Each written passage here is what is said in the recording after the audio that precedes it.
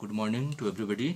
तो बच्चों, पूर्णांक संख्याओं से संबंधित हम एक नई प्रश्नावली आज देखेंगे। प्रश्नावली 1.3। तो इसमें हम देखेंगे पूर्णांक संख्याओं के गुणा से संबंधित प्रश्न। तो गुणा को सरल करने के कुछ नियम भी इसमें हम देखेंगे।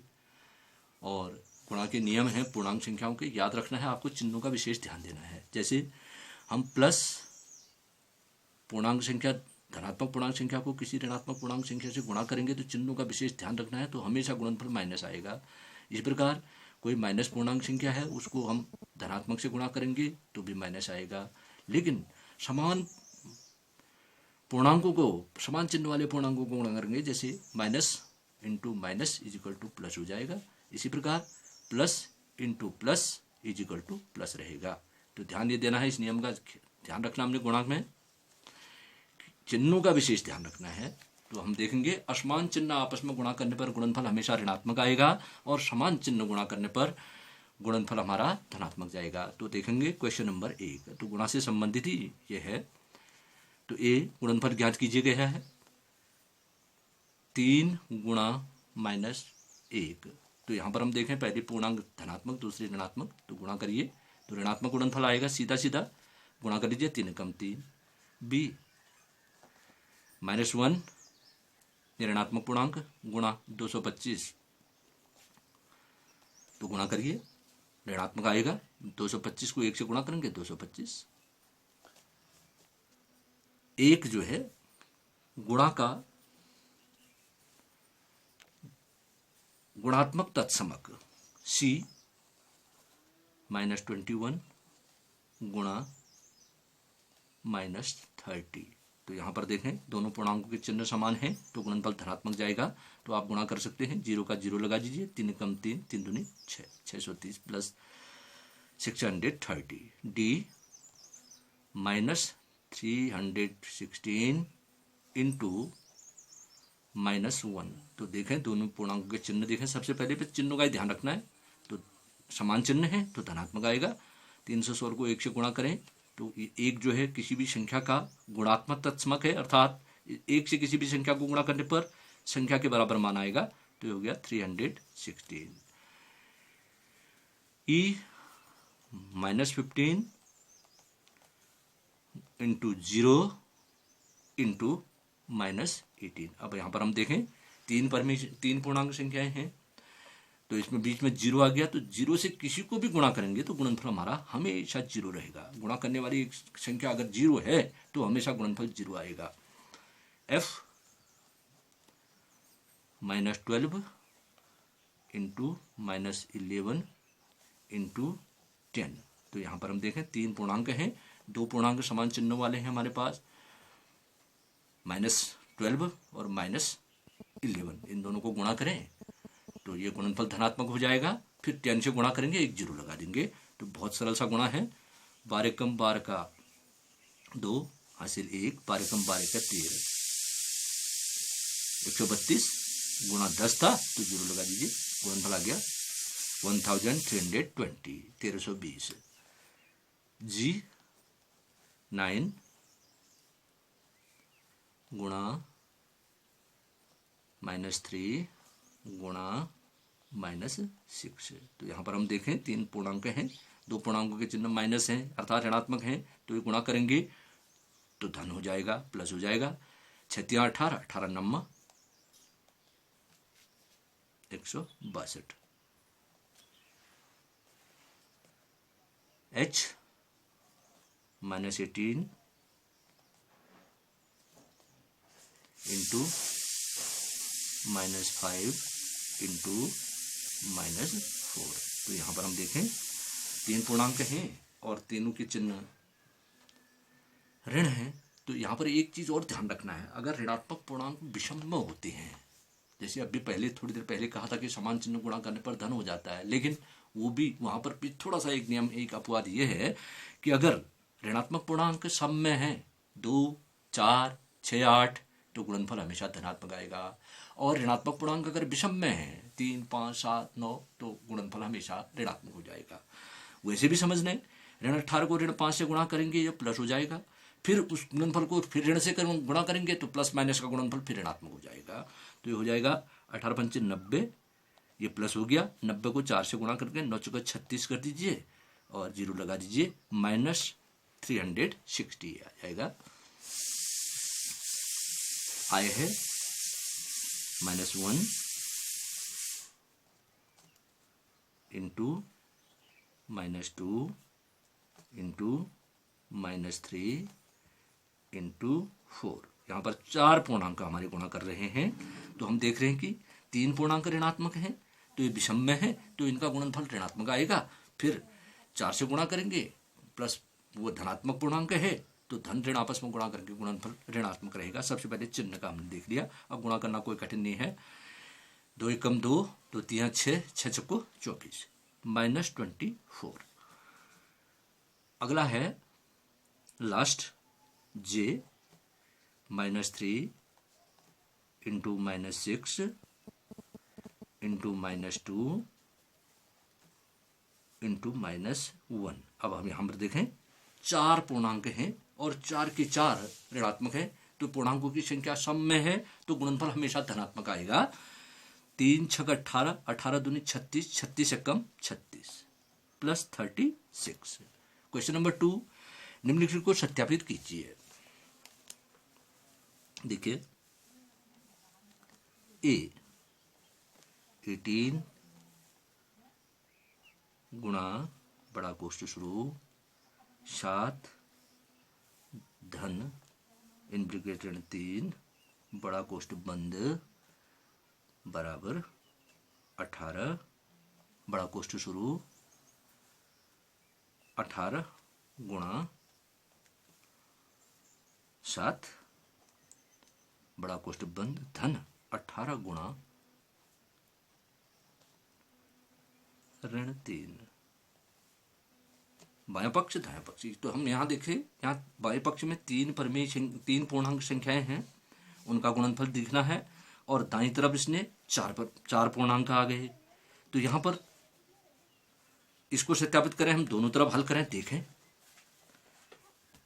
18 गुणा कोष्ठ के अंदर ये धन ऋण है, जोड़ लीजिए, तो धन और ऋण आपस में हमेशा घट जाते हैं, तो यहाँ आ गया 4 बराबर, यहाँ हो गया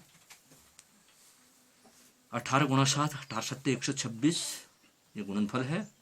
धन 18 गुणा 3, 18 3 54, ये -54 आया, क्योंकि धन ऋण आपस में गुणा कर रहे हैं। अब यहाँ देखें, यहाँ आ गया बाएं पक्ष में 18 चौको 72 72, और यहाँ प्लस माइनस है, जोड़ है, तो प्लस माइनस आपस में घट जाएंगे, प्लस बड़ा है यहाँ पर, 6 में से 4 गया 2 और 12 में से 5 गया 7, 72 = 72, तो ये हो गया।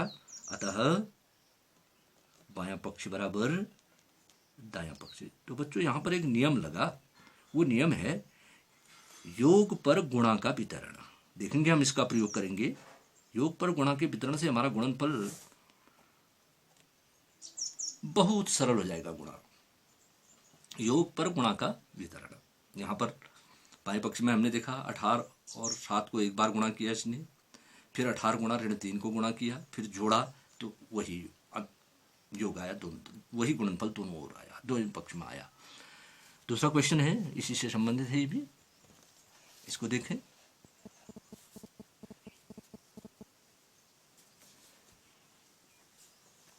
क्वेश्चन बी,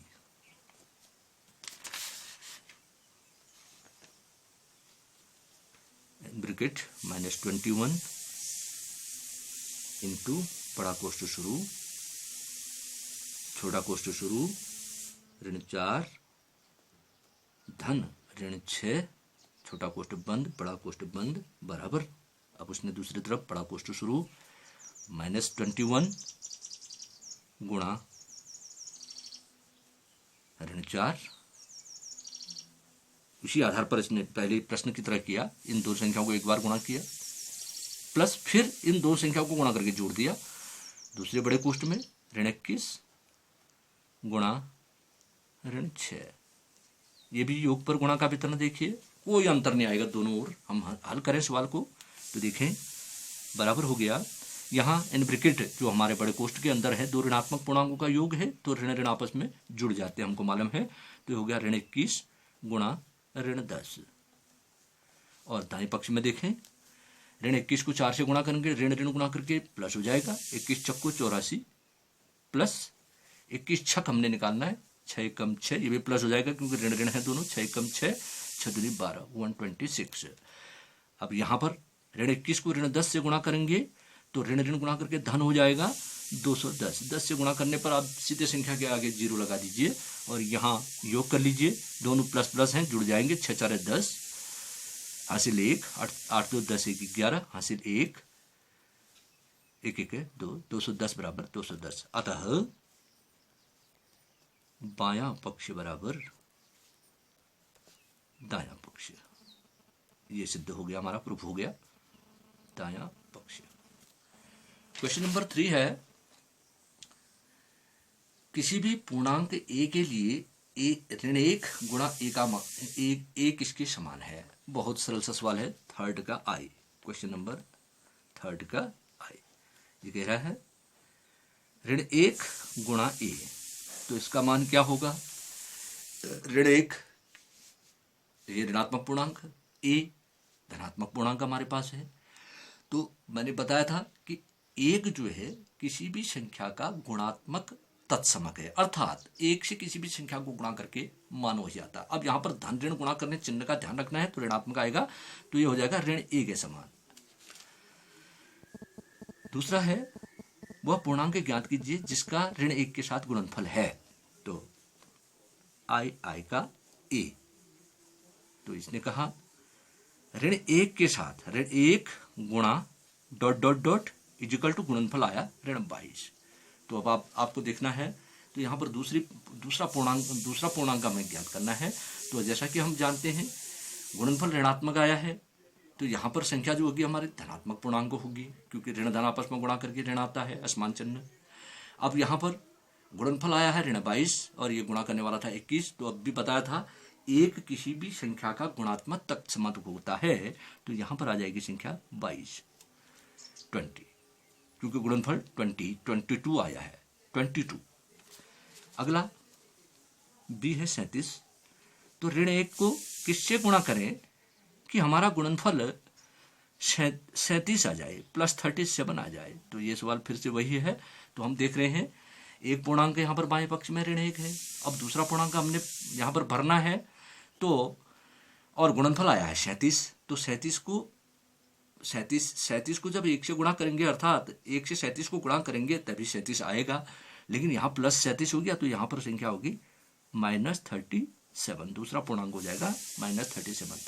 सी है ऋण 1 को किससे गुणा करें कि गुणनफल हमारा 0 आ जाए।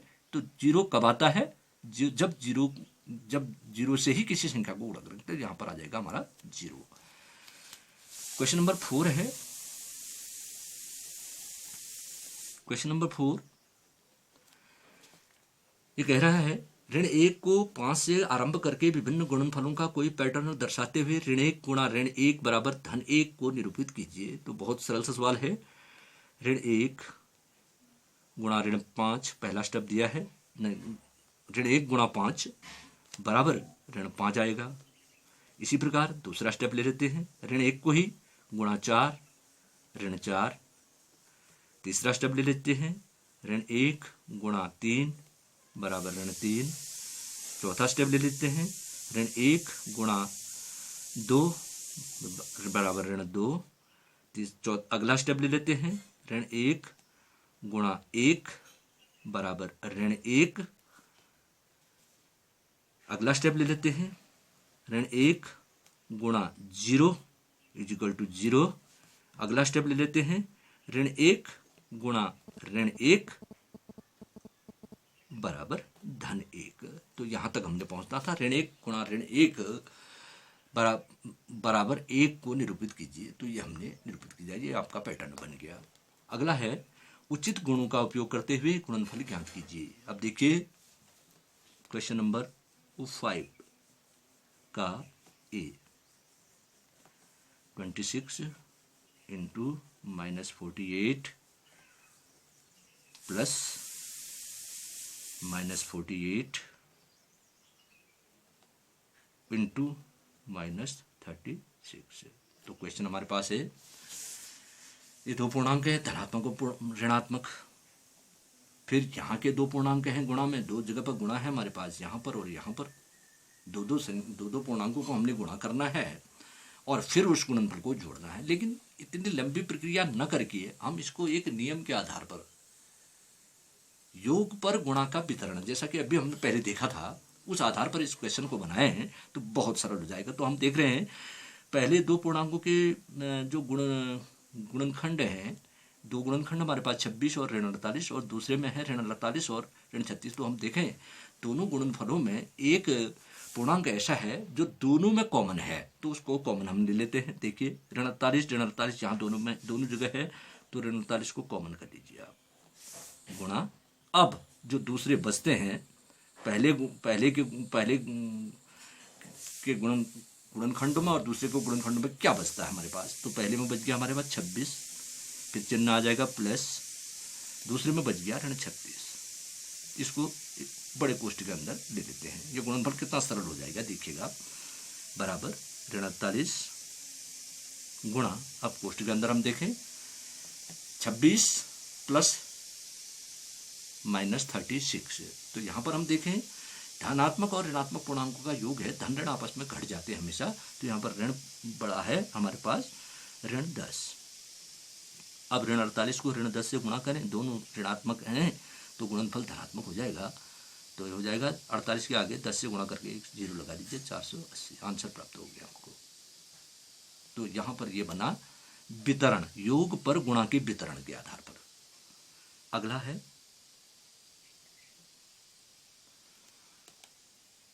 बी, 8 गुणा 53 गुणा ऋण 125। तो यहाँ पर हम देखें तीन पूर्णांक हैं, तो तीन पूर्णांकों को गुणा करने में यहाँ पर हम साहचर्य प्रगुण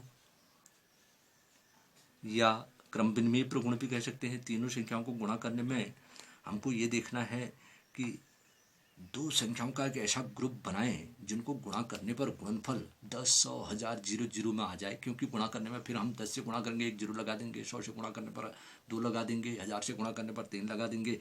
तो ऐसा जोड़ा हमारा बन रहा है। हम देख रहे हैं पहला और तीसरे को हम एक साथ ले लें, देखिए इसको ब्रैकेट लिख देते हैं, 8 इंटू -125 इंटू 53, इसको बाहर कर दें। अब हम देखें 8 पंचे 40, ये माइनस में आएगा क्योंकि एक ऋण है एक धन है। 8 पंचे 40, हासिल 4, 8 दूनी 16, 4 20, हासिल 2, 8 एकम 8 2 10, ये आ गया -1000 इंटू 53। अब देखें एक धनात्मक एक ऋणात्मक गुणनफल हमारे पास हो गया है, तो माइनस आएगा, और यहाँ 53 है, 53 के आगे 3 जीरो लगा दीजिए,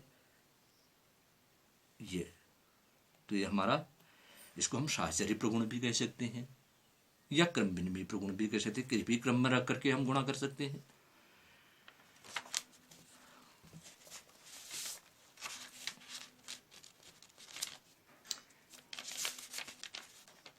क्वेश्चन नंबर सी,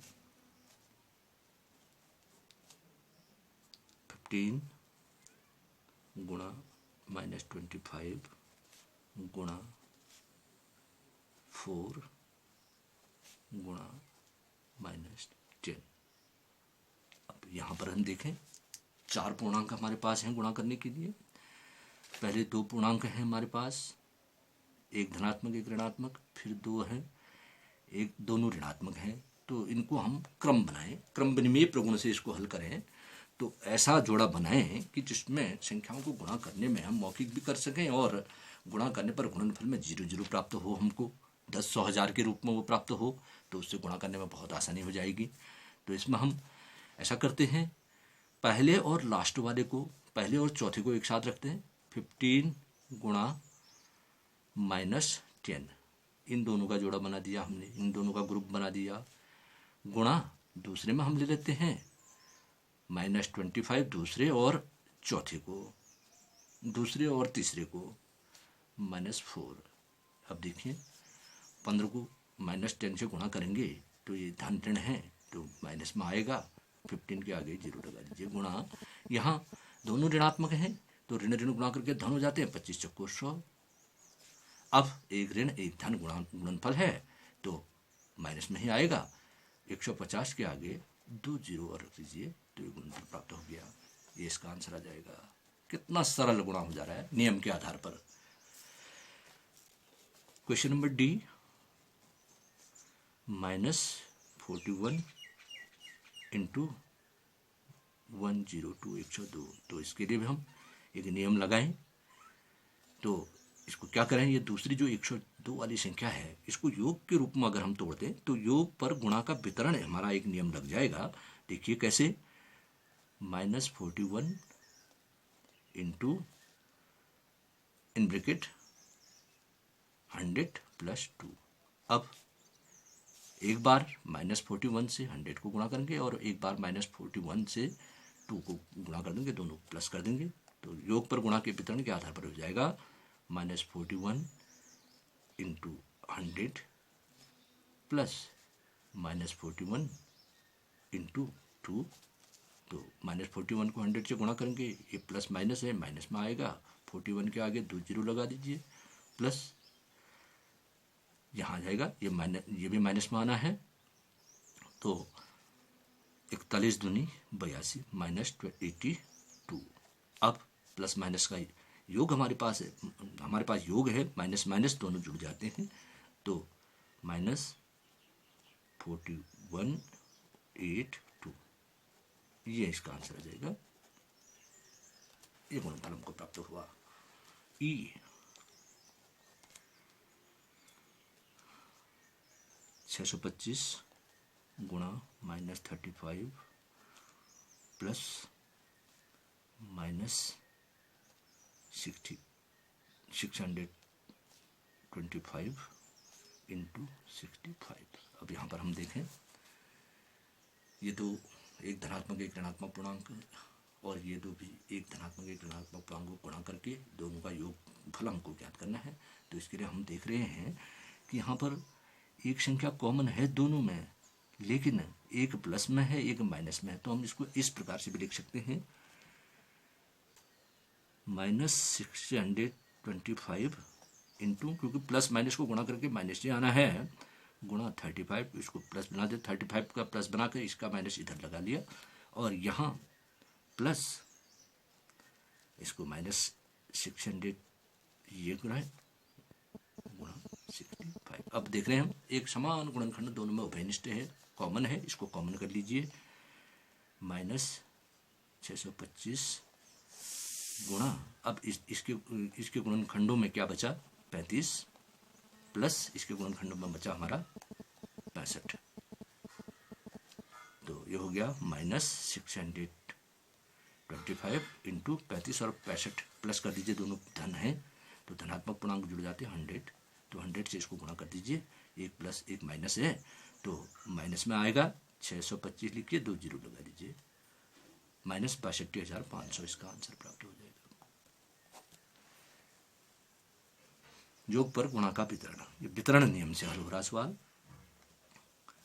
जी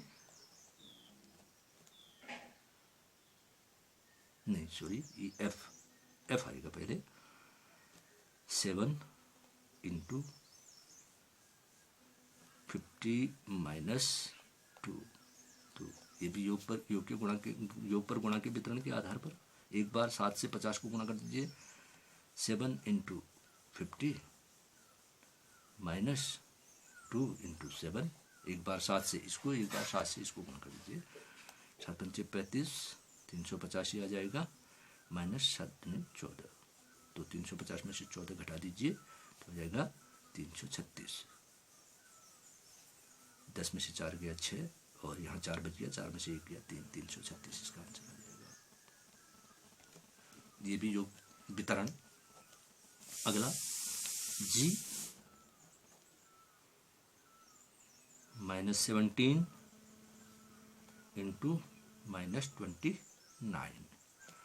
तो इसको हल कर रहे हैं तो यहाँ पर हम ऐसा करें, दोनों ऋणात्मक पूर्णांक हैं, दोनों ऋण गुणा करके धन में आना है उत्तर इसका, प्लस में आना है, तो इसके लिए हम इसको योग वितरण के आधार पर बांटे। देखिए क्या कर सकते हैं हम, ऋण 17 गुणा इन ब्रैकेट ऋण 30 धन 1, ऋण 29 को मैंने योग के रूप में बांट दिया, दो संख्या बना दी। ये तो अब हो गया। एक बार ऋण 17 से 30 को गुणा करें और ऋण 17 से 1 को गुणा करेंगे, बराबर आ गया ऋण 17 गुणा ऋण 30, ये दो एक बार इसको प्लस 1 गुणा ऋण 17।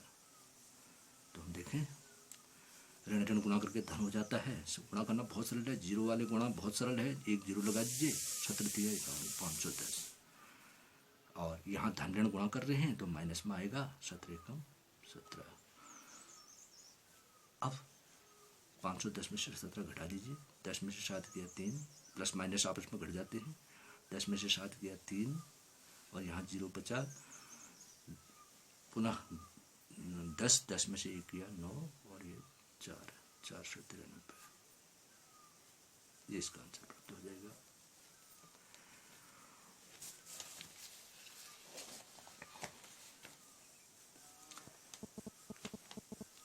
Question number H last one है, -57 इंटू -19 प्लस 57। तो यहाँ पर हम देखें दो परमेय संख्या गुणा कर रहे हैं, फिर उसके बाद +7 उसमें जुड़ रहा है योगफल। तो इसको हम किस ढंग से हल करें, देखिए वितरण नियम इसमें भी लाते हैं हम। क्या करें, देखिए इसको हम इस रूप में भी लिख सकते हैं, 57 गुणा 19 प्लस 57 गुणा 1। तो हमने 3 संख्याओं से 4 बना दी हैं। तो गुणनफल तो उतना ही आना है, क्योंकि एक जो है गुणात्मक तत्समक है, 57 एकम 57 ही रहेगा यहाँ पर, और यहाँ पर ऋण ऋण गुणा करके धन हो जाएगा, ये दोनों धन। तो यहाँ पर ऋणों का कोई औचित्य नहीं, तो इसको हम यूँ भी लिख सकते हैं, 57 गुणा 19 धन 57 गुणा 1। अब देखें दोनों गुणनफलों में ये और ये, इसमें एक संख्या हमारे गुणा करने वाले गुणनखंड कॉमन है, उसको कॉमन कर लीजिए, 57 गुणा 19 धन 1, ये बचा 19 इसमें बचा, 1 इसमें बचा, ये प्लस है, तो 57 गुणा 20। अब जीरो वाली संख्या से गुणा करना बहुत सरल है, जीरो लगा दीजिए, 2 7 14, 2 पंचे 10, 1 11 11 से 40, इसका आंसर प्राप्त हो जाएगा। क्वेश्चन नंबर 6, किसी हिमीकरण ठंडी प्रक्रिया में कमरे के तापमान को 40 डिग्री सेल्सियस से 5 डिग्री सेल्सियस प्रति घंटे की दर से कम करने की आवश्यकता है। इस प्रक्रिया को शुरू होने के 10 घंटे बाद कमरे का तापमान क्या होगा। तो हम देखेंगे 1 घंटे में तापमान 5 डिग्री सेल्सियस कम हो रहा है, तो 10 घंटे में कितना होगा, और कमरे का प्रारंभिक तापमान में से उस कम हुए तापमान को घटा देंगे तो कमरे का अंतिम तापमान प्राप्त हो जाएगा। तो कैसे बनेंगे, चूंकि कमरे का प्रारंभिक तापमान दिया हुआ है 40 डिग्री सेल्सियस, 40 डिग्री सेल्सियस। अब हम देखेंगे, चूंकि 1 घंटे में तापमान में गिरावट हो जाएगी, दे रखी है आपने किस दर से कम हो रहा, 5 डिग्री सेल्सियस। अब कितने घंटे तक कम किया गया, 10 घंटे तक, इसलिए 10 घंटे में तापमान में गिरावट बराबर 5 डिग्री सेल्सियस गुणा 10 बराबर 50 डिग्री सेल्सियस। अब कमरे का प्रारंभिक तापमान 40 डिग्री सेल्सियस था और 50 डिग्री सेल्सियस तापमान गिर गया, इसलिए कमरे का अंतिम तापमान तो घटा देंगे हम प्रारंभिक तापमान में से गिरावट, अंतिम तापमान बराबर हो जाएगा 40 degree Celsius minus 50 degree Celsius is equal to, plus minus हमेशा घट जाते हैं, तो -10 डिग्री सेल्सियस, माइनस बड़ा है यहाँ पर आंसर। क्वेश्चन नंबर 7,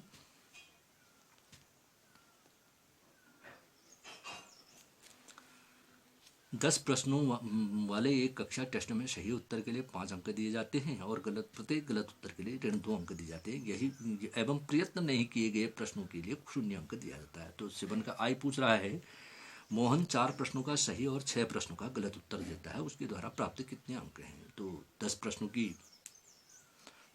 की का प्रश्न पत्र है, तो उसमें से उसके 4 सही 6 गलत हुए। तो हम देखिए कैसे निकालेंगे। 4 सही और 6 गलत उत्तरों पर जो अंक प्राप्त हुए उनको योग कर दें तो मोहन को टोटल प्राप्त अंक मालूम हो जाएंगे। क्योंकि हम देखें, मोहन को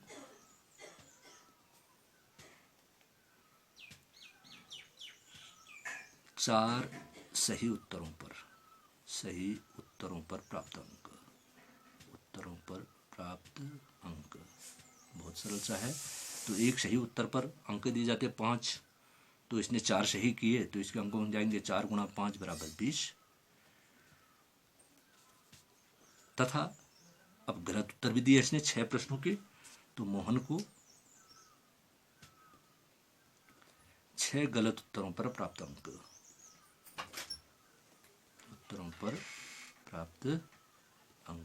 तो एक गलत उत्तर पर 2 अंक दिए जाते हैं, तो 6 गलत हुए हैं इसके।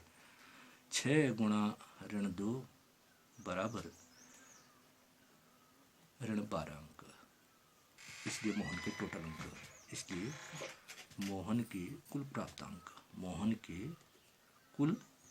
अंक तो जोड़ दीजिए दोनों, ये निकल आएगा उत्तर 20 प्लस माइनस 12, तो धन ऋण आपस में घट जाते हैं, तो इसके अंक हो गए हमारे पास -8, नहीं सॉरी 8, प्लस बढ़ा है 12 में 20 में से 12 घटा 8 अंक। तो मोहन को टोटल परीक्षा में अंक मिले 8।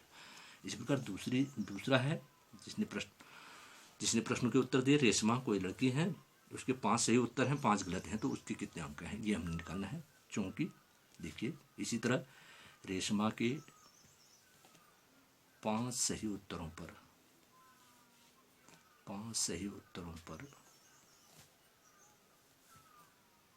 प्राप्त अंक, एक सही उत्तर पर 5 अंक, तो 5 पर 5 गुणा 5 बराबर 25 अंक।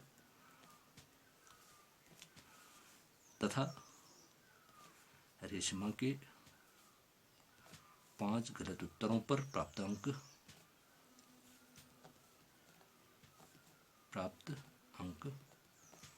5 गुणा ऋण 2 ऋण 10 अंक। इसलिए रेशमा के प्राप्त अंक, रेशमा के कुल प्राप्त अंक, दोनों को फिर जोड़ दीजिए जैसे मोहन का निकाला उसी प्रकार। 25 धन ऋण 10 बराबर धन ऋण घट जाते हैं बराबर 15 अंक। थर्ड इसने पूछा, हिना ने कुल 7 प्रश्न किए हैं, उसमें से 2 का सही उत्तर और 5 का गलत उत्तर, तो उसको कितने अंक प्राप्त हुए? थर्ड, इसने टोटल प्रश्न बनाए नहीं, 7 ही बनाए, तो 5 उत्तर सही नहीं, 7 प्रश्न के 2 उत्तर सही हैं केवल इसके। चूंकि हिना के 2 सही उत्तरों पर प्राप्त अंक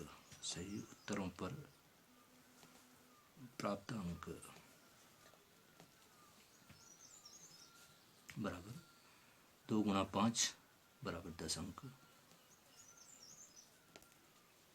तथा 5 गलत उत्तर, हिना के 5 गलत उत्तरों पर प्राप्त अंक बराबर 5 गुणा ऋण 2 बराबर ऋण 10 अंक।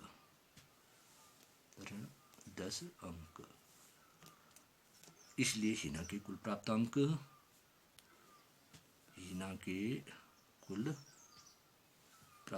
यहाँ पर हो जाएंगे, दोनों को जोड़ लीजिए 10 धन ऋण 10। अब यहाँ पर दोनों एक दूसरे के युज्य प्रतिलोम है, तो योगफल 0, तो इसको 0 अंक प्राप्त हुआ।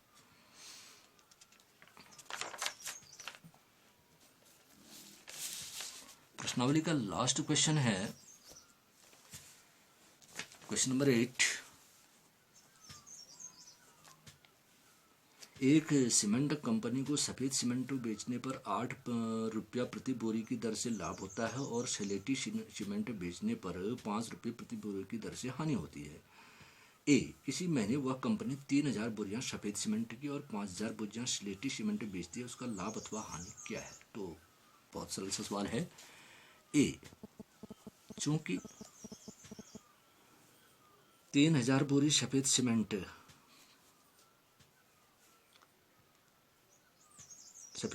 पर लाभ और स्लेटी सीमेंट पर हानि हो रही है इसको, तो ठीक है। 3000 बोरी सफ़ेद सीमेंट पर लाभ, सीधे निकाले पर लाभ, तो इसने दिया है लाभ की दर थी 8 रुपया प्रति बोरी, तो 3000 बोरियां बेची तो 3000 बोरियों पर लाभ हो जाएगा 3000 गुणा 8 रुपया बराबर आ गया 24,000 रुपया। 8 यहाँ 24, 3 जीरो लगा दीजिए, 24,000 रुपया। फिर 5000 बोरी इसने स्लेटी सीमेंट बेची, इस पर हानि होगी इसको, क्योंकि स्लेटी सीमेंट पर हानि हो रही है 5 रुपया प्रति बोरी की दर से, तथा 5000 बोरी स्लेटी सीमेंट पर हानि बराबर 5000 गुणा 5। एक बोरी पर 5 रुपये की हानि हो रही है, तो 5000 बोरी पर 5000 गुणा 5, 25,000 की हानि हो गई। अब हम देख रहे हैं 3000 बोरी उसने सफ़ेद सीमेंट बेचा, उससे 24,000 रुपये उसको लाभ हुई। 5000 बोरी उसने स्लेटी सीमेंट बेचा कंपनी ने, तो 25,000 का लॉस हो गया। तो इसका लाभ या हानि पूछ रहा है, तो इसको क्या हुई? हानि, क्योंकि हानि 25,000 निकली है। अतः कंपनी को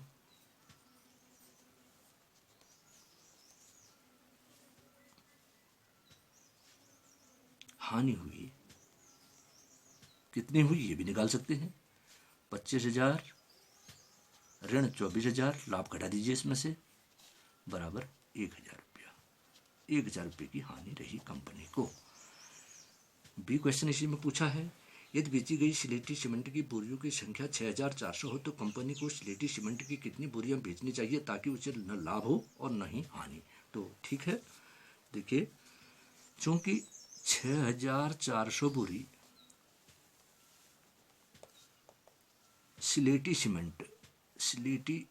सीमेंट पर हानि होनी है इस पर, क्योंकि स्लेटी सीमेंट को बेचने पर 5 रुपये प्रति बोरी की दर से हानि होनी है। तो हम इस पर टोटल हानि निकालें, 6,400 गुणा 5, ये हो जाएगा 0 का है, 0 रख दीजिए, 5 को 20 का 0 हासिल, तो 5 का 30 दो 32,000 रुपये की हानि हुई। अब इस हानि की पूर्ति करने के लिए उसने स्लेटी सीमेंट बेचना है, नहीं सफ़ेद सीमेंट बेचना है, और सफ़ेद सीमेंट पर उसको लाभ हो रहा है एक बोरी पर 8।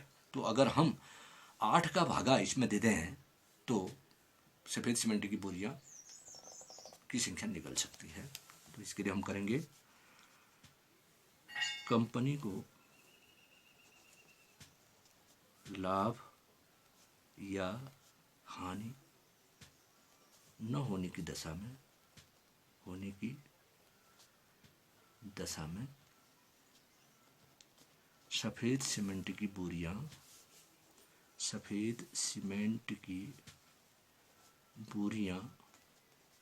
बेचनी होंगी बराबर, तो टोटल हानि हुई है 32,000 की, और एक सफ़ेद सीमेंट की बोरी पर उसको लाभ हो रहा 8 रुपये का, तो भाग दे दें, खाली संख्या निकलेगी 8 को 32, 4,000 बोरी।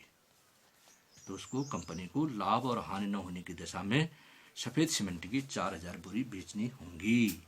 That's all.